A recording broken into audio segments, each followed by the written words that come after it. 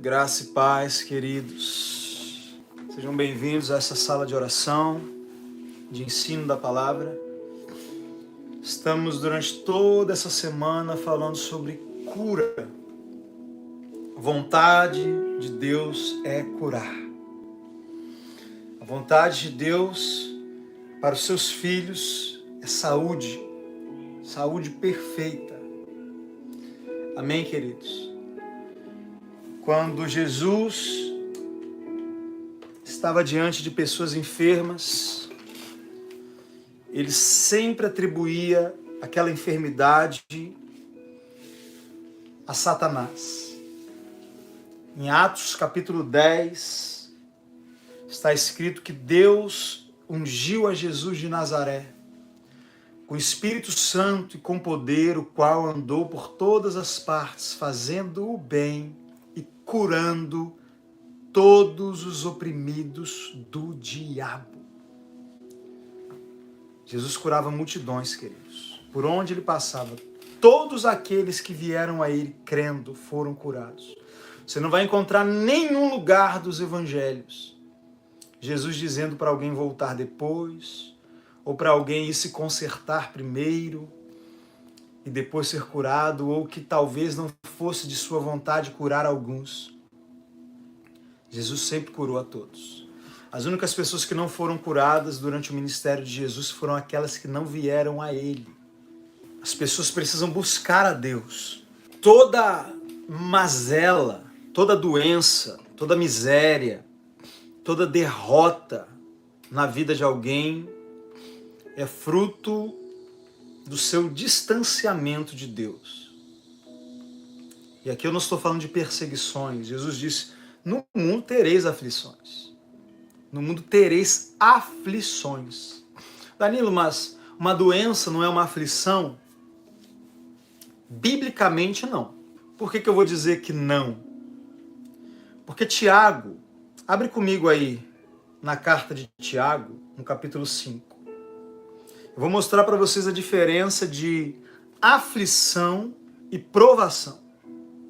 As provações, elas devem ser enfrentadas e vencidas. As aflições devem ser suportadas. Eu vou falar de novo e era bom que você anotasse isso. Provações devem ser vencidas. Ataques devem ser repreendidos. Aflições não. Aflições devem ser suportadas. E aí eu vou mostrar para você a diferença de aflição e provação. Provação não é aquilo que Deus traz. A Bíblia diz que Deus a ninguém prova, a ninguém tenta. Mas quando passardes por várias provações. Então algumas traduções no Antigo Testamento, elas, se você não tiver paciência para buscar uma boa tradução, aquele texto ele pode entrar em contradição com outro texto do Antigo Testamento e você achar que a Bíblia se contradiz. Então, a Bíblia diz que Deus prova os corações. Então, eu não estou falando, por exemplo, existem provações como a Bíblia diz que Deus provou Abraão. Quando que Deus provou Abraão? Quando Deus pediu a ele que sacrificasse seu filho Isaque. Não é desse tipo de provação que eu estou falando.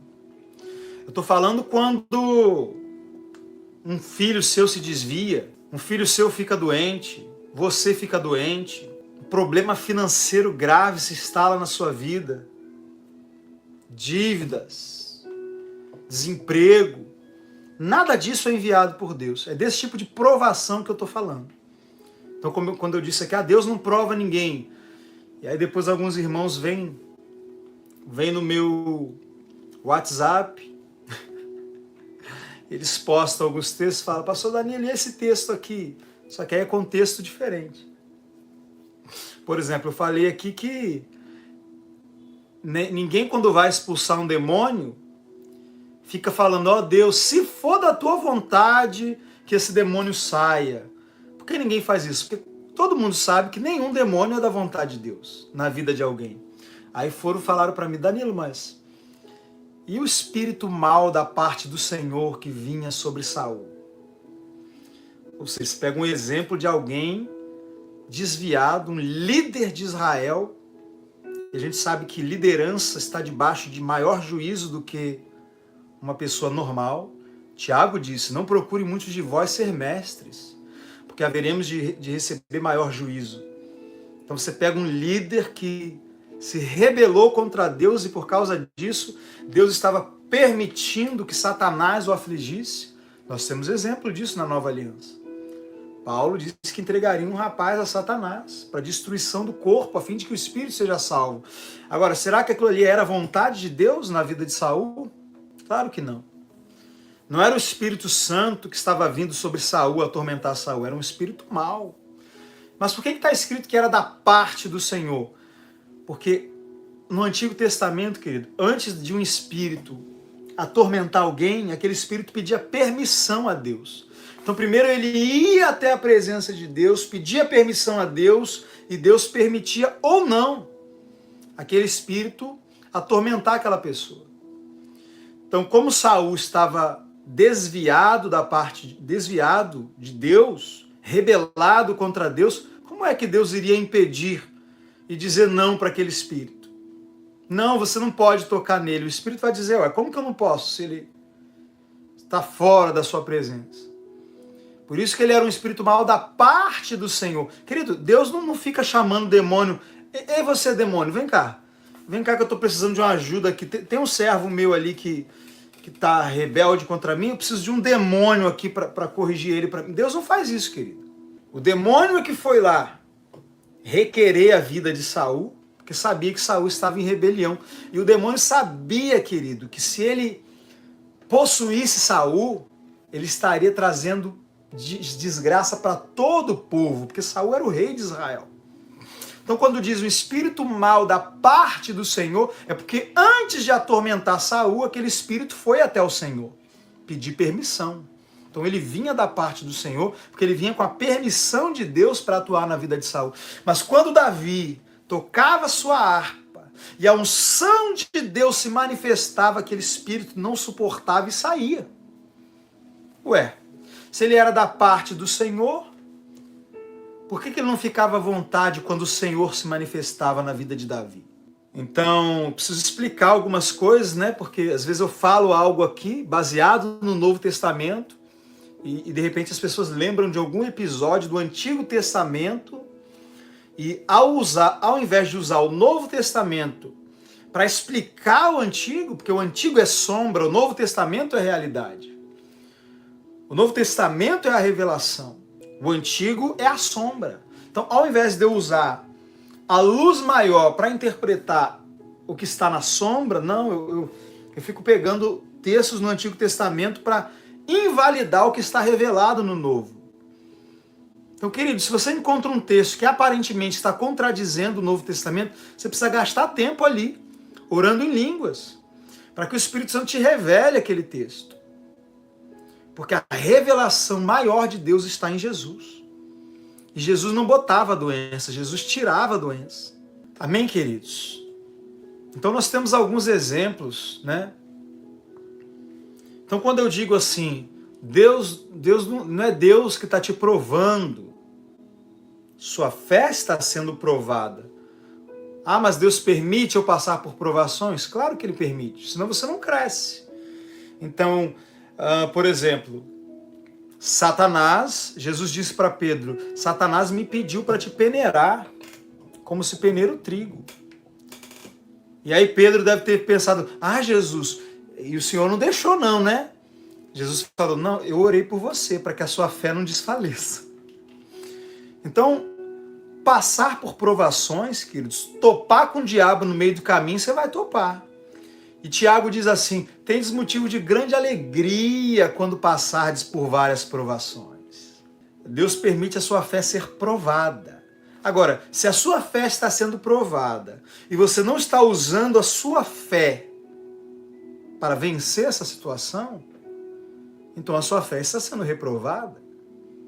Se é a sua fé que está sendo provada, é sinal de que você precisa usar a sua fé para vencer esse problema que se instalou na sua vida. Então eu preciso mostrar para você aqui a diferença entre provação e aflição, Por quê? Porque senão, querido, tem coisa que você deveria rejeitar, vencer, expulsar, repreender, mas você acha que você tem que suportar. Uma doença, por exemplo. Você precisa vencer a doença. Você precisa rejeitar a doença. Você precisa expulsar a doença. Mas aí você fica suportando. E aí você pega, não, mas Jesus disse, no mundo tereis aflição. Paulo disse que eu tenho que suportar a tribulação com paciência. Mas quem disse que ali está falando de doença? E eu vou te mostrar que aflição não é doença. Aflição não é seus filhos desviados. O que é aflição, Danilo? Vamos ver, Tiago, capítulo 5, verso 13. Passar por aflições, suportar aflição, é algo maravilhoso. Maravilhoso. Paulo disse, as nossas leves e momentâneas tribulações estão produzindo para nós um peso de glória. Quando você passa pela aflição e você suporta a aflição, isso traz glória para a sua vida. Isso traz amadurecimento, isso traz galardão. Mas Danilo, o que é aflição? Você acha, irmão, que alguém vai receber galardão porque morreu de doença? Ah, eu suportei uma doença por 20 anos, depois morri. Ah, eu tinha até um chamado de Deus. Deus falou que eu era chamado para evangelizar, para viajar, para ser um missionário, mas aí eu tive um câncer e morri. Mas eu suportei o câncer e eu suportei a aflição. Então tem um galardão. Sabe que tem um galardão no céu para quem morre de doença? Agora, tem galardão no céu para quem é perseguido, para quem morre pelo evangelho. Então a gente vai descobrir agora a diferença entre aflição e provação. Vamos lá. Tiago 5, verso 13. Está alguém entre vós aflito? Quem está aflito? Está alguém aflito? Passando por um momento de aflição? Ore. Ore. Quem está aflito tem que fazer o quê? Orar. Vai orar, irmão. Está passando por aflição? Vai orar. Não, eu vou pedir para o pastor orar por mim. Você tem que orar. Se você está passando por aflição, você tem que orar. Por quê? Para se fortalecer e suportar a aflição. Mas e se for uma doença, Danilo? Aí o verso 14 diz assim: está alguém doente entre vós? Chame os presbíteros, a fim de que estes orem. Olha que interessante. Você está passando por aflição? Você tem que orar. Mas se você está doente, aí você pode chamar os presbíteros para orar por você. Percebeu, irmão, que aflição e doença é coisa diferente? Se você está aflito, você deve orar. Se você está doente, você pode chamar um pastor para orar por você. Viu a diferença? Aflição e doença não é a mesma coisa. Jesus disse, no mundo tereis aflições. Jesus não disse, no mundo vocês vão ter doenças, suportem as doenças. Não, no mundo tereis aflições. Jesus disse, se a mim me perseguiram, perseguirão a vós. Então a aflição, querido, são tribulações, perseguições, afrontas que você passa pelo evangelho. Então você está no seu trabalho e tem pessoas se levantando contra você no seu trabalho, te caluniando, falando mal da sua vida, te perseguindo, fazendo de tudo para você ser mandado embora, para roubar a sua paz. Danilo, o que eu faço? Vai orar, irmão. Orar para quê, Danilo? Orar por eles. Orai pelos que vos perseguem. Orar para que você se fortaleça e consiga passar por isso e dar um bom testemunho. Dar outra face, perdoar e ser um testemunho de crente ali naquele lugar. Então a aflição, a perseguição, a tribulação, você tem que suportar. A doença não, querido. a doença você deve mandar embora da sua vida, porque ela não vem do Senhor. Eu vou falar de novo, a doença não vem do Senhor. Veja o que Tiago diz aqui no capítulo 1, verso 17. O verso 16 diz assim, antes Paulo fala, olha, vamos voltar um pouquinho, olha o que Paulo diz. Entretanto, ao ser tentado, ninguém diga, estou sendo tentado por Deus. Porque Deus não pode ser tentado pelo mal e não tenta ninguém. Cada um, porém, é tentado pelo seu próprio desejo, sendo por esse iludido e arrastado. Em seguida, esse desejo, tendo concebido, faz nascer o pecado. E o pecado, após ser consumado, gera morte. Meus amados irmãos, não vos permitais ser enganados. Agora olha o verso 17. Toda boa dádiva e todo dom perfeito vem do alto, descendo do Pai das luzes, em quem não há oscilação, mudança e nem sombra de variação. Então Tiago está dizendo, olha, as coisas boas vêm de Deus, em quem não há mudança nem sombra de variação. Deus é bom e Ele dá... Lembra que Jesus disse, se vós sendo maus sabeis dar boas coisas aos vossos filhos, quanto mais o vosso Pai dará bens, coisas boas a quem lhe pedir. Danilo, mas Hebreus, capítulo 12, diz que Deus corrige o filho que ama e açoita a quem ele recebe por filho. Então Deus ele não está fazendo seus filhos ficarem doentes para eles aprenderem lições. Irmãos, Deus tem muitas formas de corrigir os seus filhos. A principal delas é por meio da palavra. 2 Timóteo capítulo 3 diz que toda escritura inspirada é apta para corrigir, repreender, ensinar o homem de Deus para que ele seja perfeito e perfeitamente habilitado para toda boa obra. Então Deus ele nos corrige falando conosco. Não é verdade? Óbvio, quando seus filhos resistem sua correção, sua disciplina, então ele toma algumas medidas mais severas. Sim, é verdade. Algumas coisas começam a dar errado para você. Planos que você fazia, coisas que você tenta fazer, você percebe que Deus está te resistindo.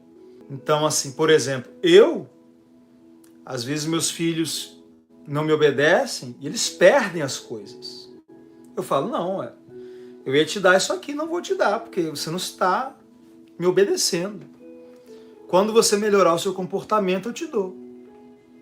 Agora, o meu desejo é dar, mas o comportamento dele, se eu der aquilo ali para ele, se eles estando em rebelião, preste atenção, você precisa aprender a diferença entre rebelião e fraqueza. Uma pessoa que está lutando contra um pecado, um vício, essa pessoa ela tem uma fraqueza. Ela está consciente disso, ela pede perdão, ela se humilha, ela ora em línguas, ela jejua, ela tem uma fraqueza. Agora, uma pessoa que está vivendo deliberadamente no pecado e tá nem aí para o que Deus está falando com ela, essa pessoa está em rebeldia contra ele. Então o filho rebelde, o que não dá ouvidos à correção, esse Deus vai açoitar.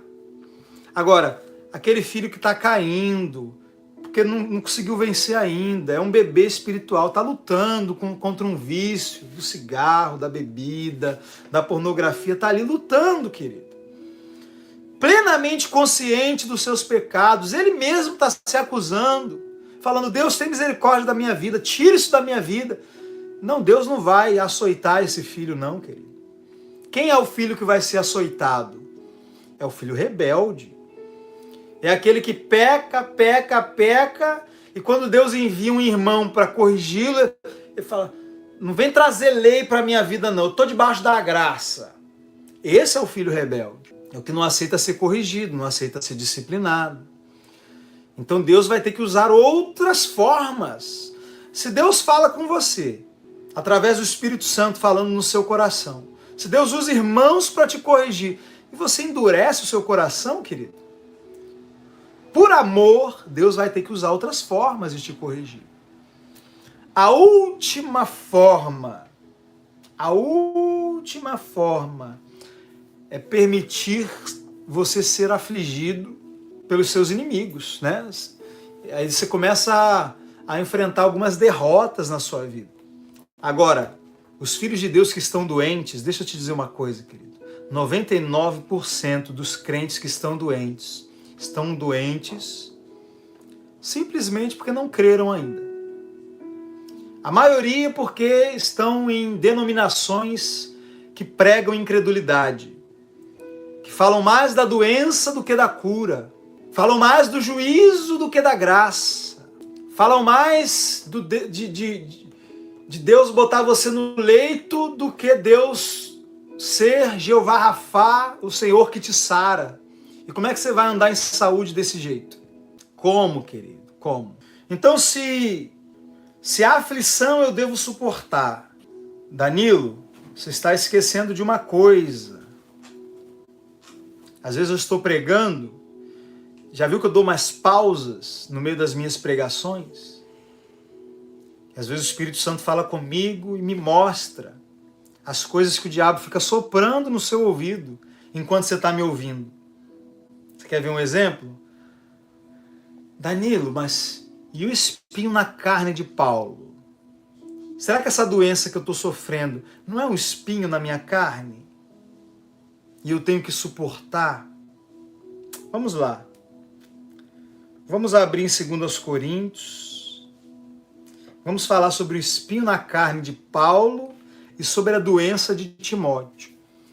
O espinho na carne de Paulo e a doença de Timóteo, depois de Jó, são as maiores desculpas para as pessoas aceitarem doenças em suas vidas. Então, ou elas vão dizer, não, eu estou doente, eu estou igual a Jó. Deus está me provando igual provou Jó. Ou, não, eu sou igual Paulo. É para eu não me exaltar, é para eu ser humilde. Por isso que Deus botou essa doença em mim. Mas vai no médico. Toma remédio. Faz de tudo para se livrar da doença. Olha que engraçado. A doença que diz, não, essa doença que meu pai me deu. Se seu pai te deu, querido, então é uma bênção. Isso é uma bênção na sua vida. Você deveria suportar essa doença. Não ficar indo no médico tentar se livrar. Ué, se isso aí é Deus te corrigindo, preste atenção. Se a doença que você está enfrentando é Deus te corrigindo, você está indo fazer o que no médico? Você está querendo fugir da correção? Suporte a correção, ué. A Bíblia diz que a gente tem que suportar a correção, não é tentar se livrar da correção, não. Se você acha, se o seu pastor falou para você que essa doença é Deus te corrigindo, é Deus te provando, é Deus te ensinando alguma coisa, por que você quer matar a aula? Por que você quer fugir dessa escola? Está indo fazer o que no médico? Então, querido, se você vai no médico, é porque no fundo você sabe que isso que está acontecendo com você não é bom. No fundo do seu coração, você não aceita essa doença. E por que você acha que Deus aceita ela na sua vida? Pare de se enganar. Pare de deixar as pessoas te enganarem. Eu corrijo meus filhos, querido.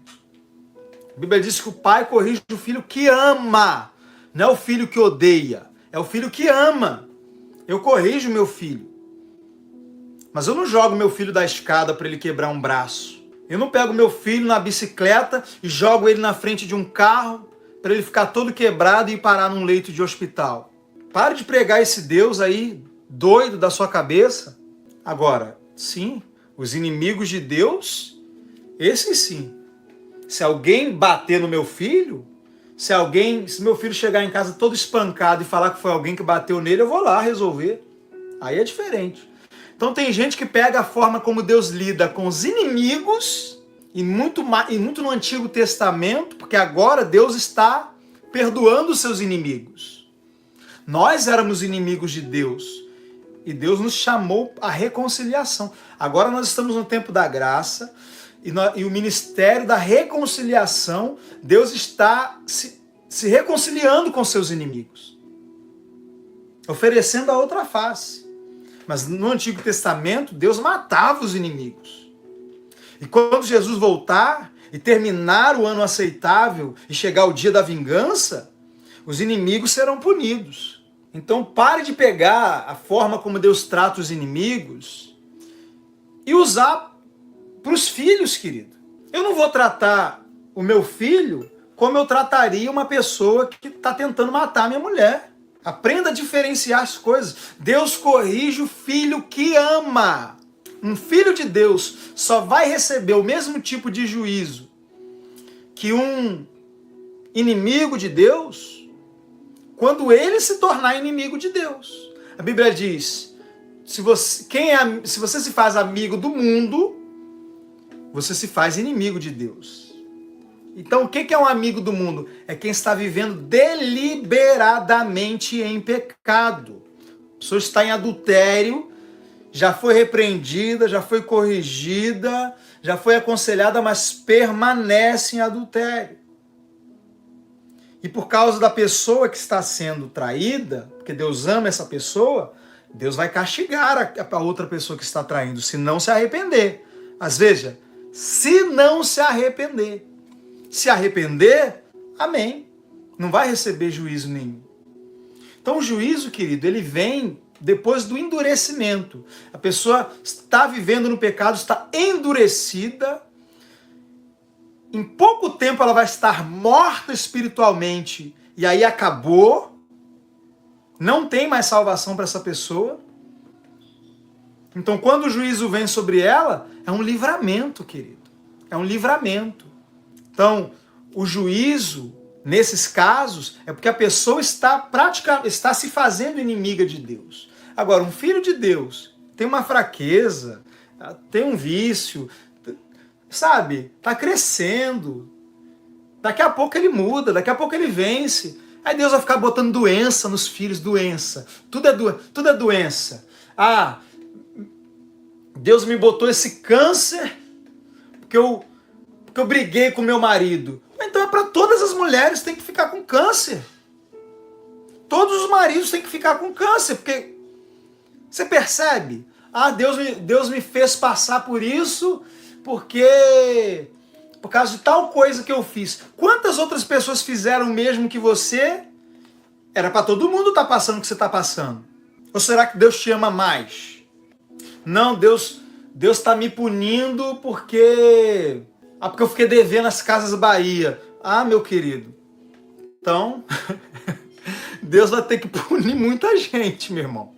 Muita gente. Se você for ver lá no SPC e Serasa lá, o tanto de gente que Deus tem que botar câncer, nossa.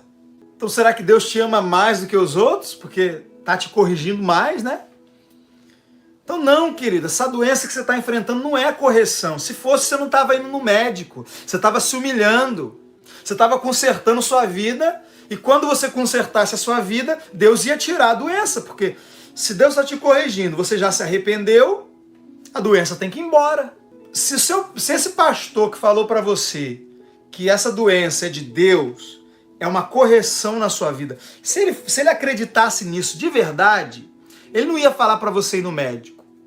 Ele ia te revelar qual é o pecado que está fazendo essa doença ficar na sua vida. Você ia se arrepender, ele ia orar por você e você ia ser curado. Não é o que Tiago disse? A oração da fé curará o doente e se houver cometido pecado, serão perdoados.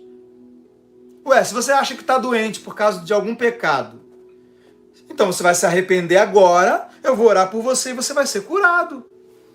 Como assim você vai ficar 6 meses num processo por causa de um pecado? Se você se arrependeu, como é que Deus vai continuar te punindo por algo que você já foi perdoado? Isso não existe. Deus nem lembra do seu pecado mais. A Bíblia diz que ele lança no mar do esquecimento. Como que ele vai te punir por algo que ele já puniu Jesus? Seu pecado já foi punido na cruz, querido. Então, quando Deus corrige o filho que ama, ele não está punindo o pecado, ele está corrigindo desvios de caráter. Deus não está corrigindo o seu pecado, Deus está corrigindo você. Seu pecado foi punido na cruz, em Jesus. Jesus foi punido no seu lugar.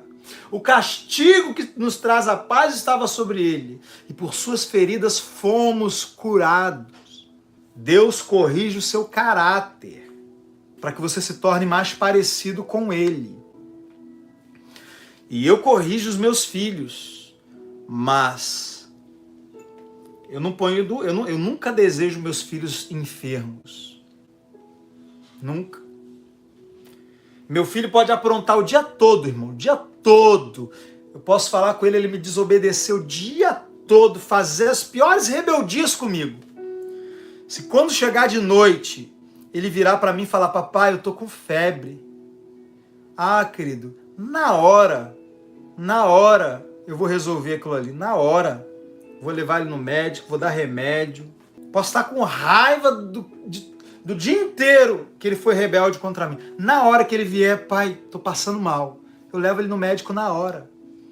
Só que o Deus que você conhece, que os homens te apresentaram, parece ser um pai pior do que eu. Porque Jesus disse, se vós que sois maus, sabeis dar boas coisas aos vossos filhos, quanto mais o vosso Pai que está no céu. Então, eu corrijo meu filho. De vez em quando eu pego o meu chinelo e dou-lhe umas palmadas. Você já percebeu que quando você vai corrigir o seu filho, você sempre tenta corrigir ele de uma forma que você não cause tanto dano a ele? Por exemplo, se você vai dar uma chinelada nele, você sempre procura dar a chinelada num lugar onde não vai trazer dano para ele. Por que a gente dá no bumbum? Porque o bumbum, né?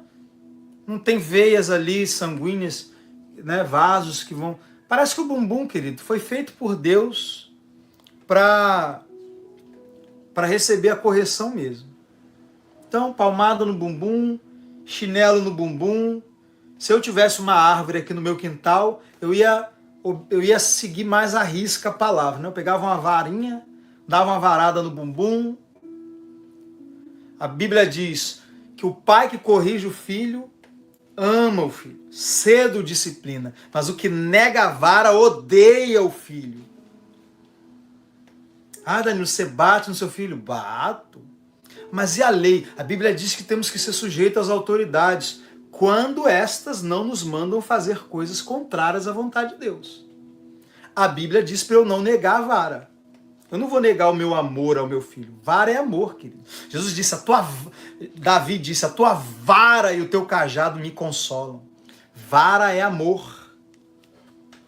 Então o pai que nega a vara ao seu filho, e no nosso contexto hoje a vara pode ser uma havaiana. Então quem nega a vara não está amando o filho, não. Está odiando o filho. E a Bíblia diz que o pai que usa a vara, ele está livrando a alma do seu filho do inferno. Diz assim, tu o fustigarás com a vara e nem por isso o matarás. Ou seja, você não vai matar o seu filho porque você está dando umas varadinhas nele, umas chineladazinhas. Agora, até nós que somos seres humanos, se uma criança está com o olho roxo, se o pai bate na criança e quebra um braço da criança e deixa a criança toda marcada, machucada, aí não é correção. Aí é abuso, aí é agressão, é espancamento. Esse cara vai preso, esse cara tem que perder esse filho. O filho vai para o conselho tutelar. Então, e como é que você acha que Deus, o seu pai, é desse jeito? Então, querido, Deus tem muitas formas amorosas, graciosas de te corrigir. Então, para de ficar falando que essa doença aí é um espinho na carne, é uma correção. Não, querido, isso daí é um ataque do diabo na sua vida. Isso é uma prisão de Satanás. Está te impedindo de fazer as coisas.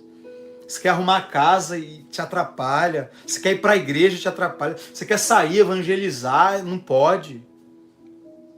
Não, querido. Amém? É tempo de você receber a cura que Jesus conquistou para você na cruz. Então vamos ver aqui rapidinho o espinho na carne de Paulo, o que era. Eu vou provar para vocês que não era uma doença, tá bom? 2 Coríntios 12, 7. E para que eu não me exaltasse pela grandeza das revelações, foi-me dado um espinho na carne. Então, em primeiro lugar, por que Paulo tinha um espinho na carne? Por causa das grandezas, que ele recebeu muita revelação. Foi arrebatado ao terceiro céu. Ouviu palavras inefáveis. E aí eu vejo... E aí o irmão fala para mim, não, mas essa doença foi um espinho na minha carne. Aí eu pergunto, tá, irmão, cadê as grandezas das revelações? Porque Paulo recebeu esse espinho na carne por causa das revelações. Então, se você tem um espinho na carne, querido, você tem que estar no nível de Paulo. Agora, que espinho na carne era esse? Veja. Um mensageiro de Satanás para me atormentar, para me esbofetear. Por 3 vezes roguei ao Senhor que o removesse de mim. Entretanto, ele me declarou, a minha graça te basta. O meu poder se aperfeiçoa na tua fraqueza.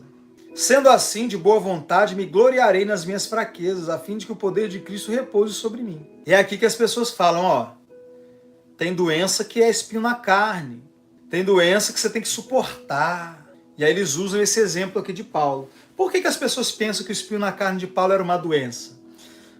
Porque espinho na carne parece que é algo no corpo, né? Espinho na carne. Então tem que ser algo no corpo. E aí eles dizem, não, é doença, era uma doença. Paulo tinha doença no olho. Ou eles dizem que era pecado, não, era algum pecado que Paulo tinha, uma tentação ali, um pecado, e ele passou a vida ali resistindo àquele pecado. Não, querido. O espinho na carne era um mensageiro de Satanás, a fim de esbofeteá-lo. Não era uma doença. E eu vou te mostrar agora, abre a sua Bíblia aí em Números, Números 33, 55. Eu vou mostrar para você na Bíblia, aonde aparece essa expressão espinho na carne. Números 33, 55. Espinho na carne tem que ser algo que está no meu corpo? Não. Vamos ver a referência bíblica que nós temos. Esse é o problema, querido. As pessoas elas gostam de interpretar a Bíblia pela sua imaginação. Então elas veem, o espírito na carne de Paulo, e elas ficam tentando imaginar. Para de imaginar, querido, vai ler a Bíblia. Vai ler a sua Bíblia.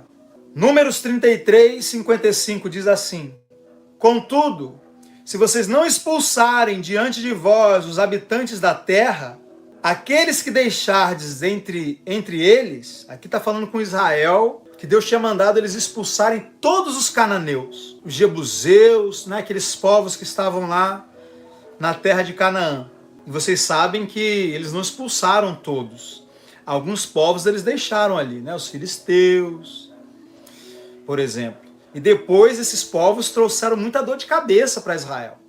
Era justamente esses povos que ficava ali atormentando, perturbando. O tempo inteiro Israel era perturbado pelos seus vizinhos. E aí olha o que Deus diz, olha, se vocês não expulsarem todos os moradores da terra, aqueles que vocês deixarem na terra serão como espinho nos vossos olhos e aguilhões nas vossas costas. Eles vos hostilizarão na terra em que vocês habitam. Então Deus estava falando que aquelas pessoas seriam espinhos nos olhos do povo de Israel. E aí, espinho na carne é doença? Então o espinho na carne de Paulo não é o que, é quem. Não é o que era o espinho na carne de Paulo, não. A pergunta é, quem era o espinho na carne de Paulo? O espinho na carne de Paulo, querido, não era uma coisa, era uma pessoa. E ele disse, é um mensageiro de Satanás.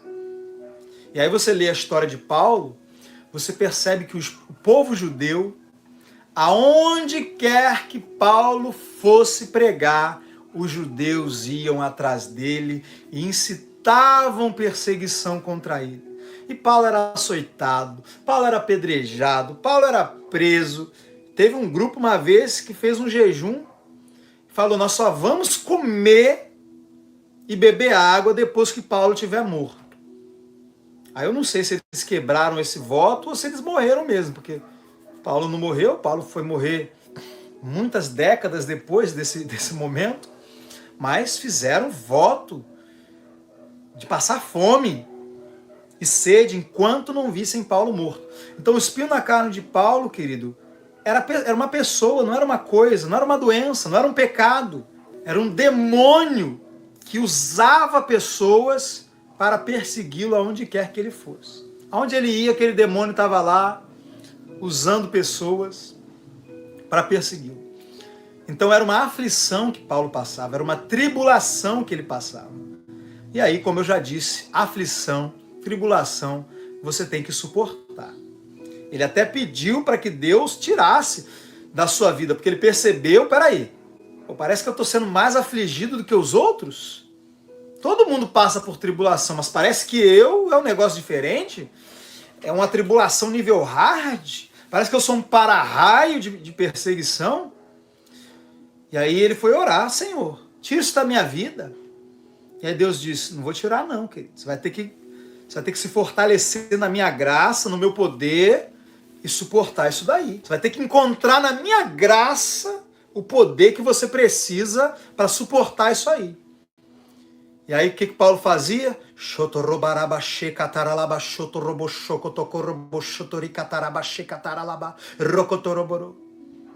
Como que você sabe que Paulo ia orar em línguas, Danilo, para lidar com essa situação?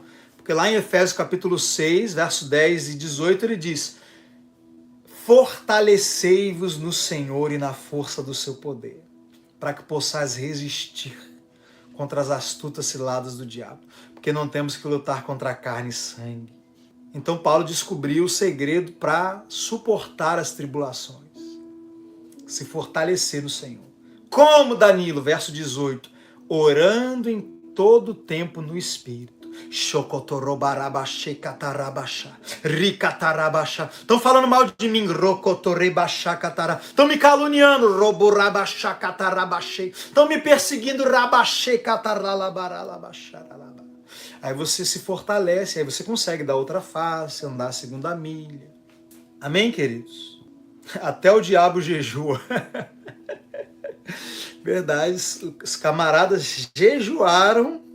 O diabo botou os servos dele para jejuar, para fazer um propósito. Qual era o propósito? Ver Paulo morto.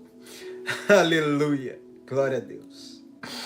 Mas Paulo ficou vivo e só morreu, querido, quando chegou a hora dele de ser oferecido como libação pela fé em Jesus. Glória a Deus. Então não era uma doença. Amém? Espinho na carne é uma expressão para falar de um incômodo. Quem já teve aqui uma ferpa no dedo? Você não morre por causa de uma ferpa no dedo. Você não para a sua vida por causa de uma ferpa no dedo. Mas tudo que você vai fazer, aquela ferpa está ali incomodando. Vai lavar uma louça, qualquer coisa que você vai fazer, aquela ferpa está ali incomodando. É isso que Paulo está querendo dizer. Tem um negócio na minha vida que onde eu estou, onde eu vou, o que eu estou fazendo, tá aquele incômodo ali. Eram essas pessoas que o diabo usava para persegui-lo. Quem está entendendo diz amém. Danilo, e a doença de Timóteo? Por que Paulo não orou por Timóteo? Por que Paulo era usado em milagres? Paulo era usado em cura? Por que ele não curou Timóteo? Primeiro, deixa eu explicar uma coisa para vocês. Eu sou usado em cura e estou dando amoxicilina para os meus filhos, porque eles tiveram uma inflamação na garganta. Não quer dizer, querido, que você tem um dom de cura, que você vai sair curando quem você quiser. O dom não é seu. E o dom, ele se manifesta. E não é sempre que o dom se manifesta. Agora, Paulo poderia ter orado por Timóteo pela fé.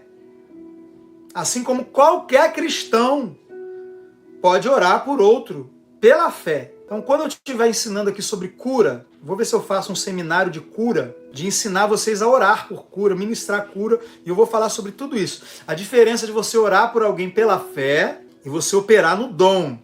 Então, Paulo, querido, não é porque ele levantou paralíticos e que ele é obrigado a curar qualquer pessoa que está perto dele. Isso não existe. Até eu mesmo passo por situações de enfermidade e tenho que ficar confessando a palavra, até que aquela doença desapareça da minha vida. Então não é porque você é usado por Deus para curar os outros Que isso significa que qualquer pessoa que está doente perto de você, obrigatoriamente você tem que curar ela. Não, você vai orar, você vai crer. Ela vai ter que crer também. Pode ser que você não esteja num bom dia, pode ser que você não esteja com essa fé toda naquele dia, e nem ela, e a pessoa não seja curada, e aí? Aí você vai inventar uma doutrina para defender a doença e dizer que Deus é que decide, tem hora que ele quer curar, tem hora que ele não quer? Então, primeiramente, a doença de Timóteo não era uma doença que Timóteo tinha. Timóteo não tinha uma doença. Timóteo ficava enfermo por causa de uma situação. Ele vivia numa cidade onde a água daquela cidade era contaminada, havia muitas bactérias na água, e ao beber água, dava problema de estômago. Passava mal, vomitava. Por isso que Paulo diz, não bebe água pura, bota um pouco de vinho na água, por causa do teu estômago e dessas frequentes enfermidades. Veja, Timóteo não tinha uma doença que ele tinha que suportar.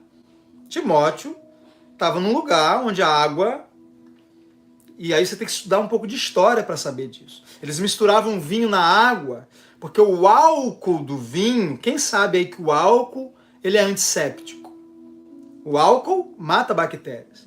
Então você botava vinho na água e não bebia água pura. Você botava um pouco de vinho na água para que as bactérias fossem mortas naquela água.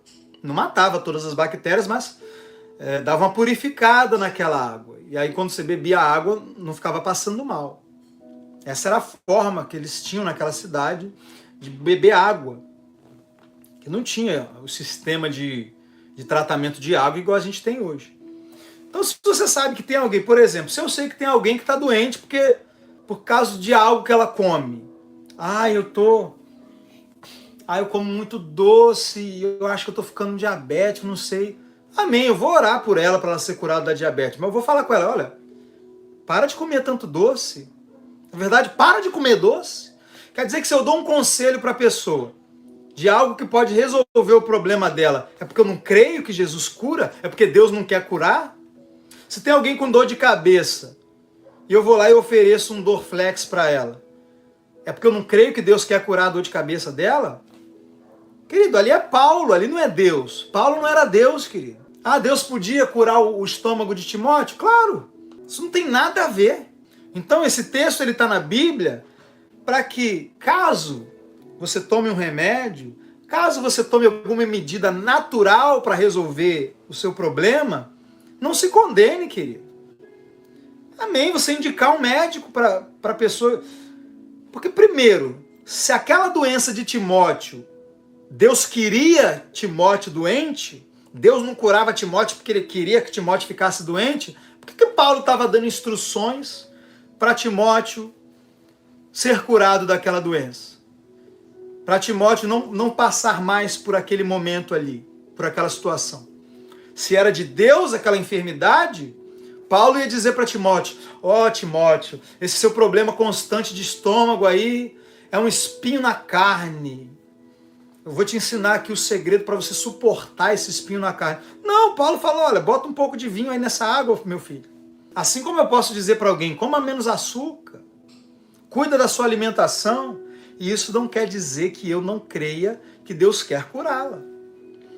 Então vamos parar de usar Paulo, Timóteo, Jó, como desculpa para permitir o diabo ficar botando doença nos nossos irmãos, queridos. Sim, nem toda doença é o diabo que põe. Tem doença que é você mesmo que procura. O problema nas costas que eu tive alguns anos atrás fui eu mesmo, que abusei do meu corpo, trabalhando excessivamente. Mas ainda assim, se não fosse o pecado de Adão, se não fosse o diabo, eu poderia trabalhar o quanto fosse, que isso não ia acontecer. Então, existe cura e redenção para toda doença. Até mesmo aquelas que você procurou. Sim, você vai ter que se arrepender e assumir um compromisso de parar de destruir o seu corpo. Mas ainda assim, Deus quer curar você. Irmão, imagina, você tem uma pessoa que aluga uma casa e a casa está cheia de problema. casa precisa de uma pintura, tem cano furado vazando água, problema de eletricidade, parede caindo. Aí a pessoa está lá e não resolve nada daquilo ali. Você acha que essa pessoa está agindo corretamente? Está morando numa casa, caindo aos pedaços e você não faz nada? Você acha que o Espírito Santo é um desleixado, irmão? Ele veio morar no seu corpo. Seu corpo é o templo do Espírito Santo. Você acha que ele não quer? Você acha que ele quer um corpo cheio de doença? Não, querido. Ah, mas por que o Espírito Santo não tira essa doença de mim? Pelo mesmo motivo que o Espírito Santo não trouxe a luz lá em Gênesis. Ele estava esperando que o Pai dissesse: haja luz. E o que o Espírito Santo está esperando, Danilo, para manifestar cura no meu corpo? Está esperando você começar a declarar: pelas pisaduras de Jesus, eu sou curado. Parar de falar de doença e começar a falar de cura. Assim como o Espírito Santo estava lá em Gênesis, a terra vazia, sem forma, em trevas, e ele estava pairando ali. Mas foi quando Deus começou a declarar, foi que a luz começou a se manifestar. Quando você começar a declarar a cura vai começar a se manifestar. Mas até hoje você só estava declarando doença. Como é que o Espírito Santo vai manifestar a cura? Você estava dando legalidade para o diabo manifestar a doença. Mas a partir dessa semana, querido, você vai mudar, você já está mudando sua mente. Você vai mudar sua boca. Você vai começar a declarar cura. Eu sou curado, minha família é curada, meus filhos são curados. Ah, Danilo, eu estou declarando há 1 mês, mas ainda estou tendo que levar meu filho no médico. Querido, você declarou 10 anos doença, e aí agora você... Que preguiça é essa? Quer dizer que você fica anos declarando negativo, e aí agora você declara 1 mês positivo e já está desistindo? Não, calma aí. Palavras são sementes. A Bíblia diz que o reino dos céus é semelhante a um homem que plantou uma semente na terra e foi deitar, e não sabendo ele como, a semente brota e cresce, e aí nasce a espiga, e por último o grão de milho na espiga. Tem um processo, querido, até que a sua fé manifeste o milagre. Então talvez aí durante alguns meses, você ainda tenha que lidar naturalmente com essa situação. Mas se você está declarando, querido, a palavra, em algum momento essa realidade vai ter que se dobrar ao poder da palavra de Deus na sua vida. Talvez esteja demorando porque você plantou muitas sementes de incredulidade na sua vida. E vai demorar um pouquinho até que essas sementes morram. Enquanto isso, a semente da fé vai crescendo. Você vai regando, vai declarando cura e vai adorando a Deus. Vai orando em línguas, fortalecendo a fé, declarando a cura e adorando a Deus. Sim, enquanto isso, vai no médico, toma um remédio, cuida da saúde, da alimentação, vai correr, vai para a academia. Mas vai declarando cura, vai declarando cura. Eu sinto a sabedoria do Espírito. Oh, eu sinto o Espírito Santo. Espírito de sabedoria. Não só de revelação, mas de sabedoria também. Vindo sobre a sua vida, de revelação, para que você saiba que você é curado, para que você tenha revelação de que você é curado e você declare que você é curado, e de sabedoria, para que enquanto a sua fé amadurece até se manifestar, você saiba como manter o seu posicionamento de fé e como agir enquanto você aguarda a manifestação. Não é porque você está indo no médico que você tem que dizer para todo mundo: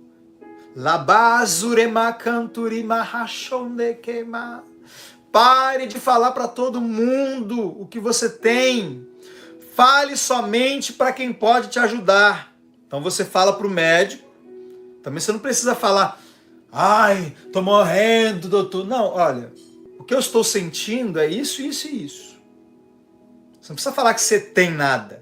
Ah, eu tenho. Não, estou sentindo tal coisa. Sinto estes sintomas. Sentir não é ter. Eu não vivo pelo que eu sinto, eu vivo pelo que eu creio. Então, amém. O médico perguntou, Deus vai te dar sabedoria ali na hora. Espírito de sabedoria para você não anular a sua fé. Olha, eu sinto, às vezes eu sinto uma dor de cabeça, às vezes eu sinto tal coisa, às vezes eu sinto uma fraqueza. Você não anulou a sua fé. Aí você sai do consultório e diz assim: independente de tudo que eu sinto, Pai, eu declaro que eu sou curado. Eu te louvo porque eu sou curado.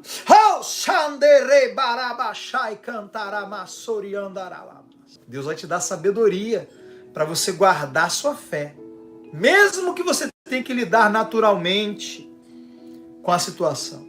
E aí você também só fala para o médico porque você é obrigado, ele está cuidando de você. E aí se um pastor for orar por você, ele também vai perguntar, e aí?